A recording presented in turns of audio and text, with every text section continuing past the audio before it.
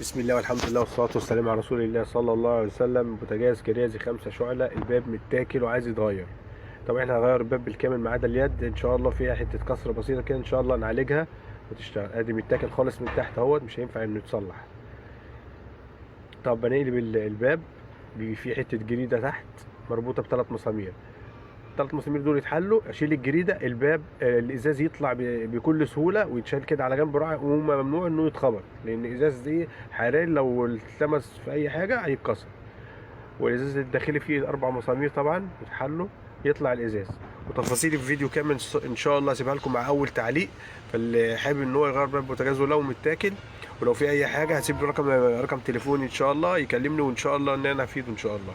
اتغيرت الباب بالسوست بكله، وارجع اركبه تاني اهو، راجع جديد تاني الحمد لله. السلام عليكم ورحمه الله وبركاته.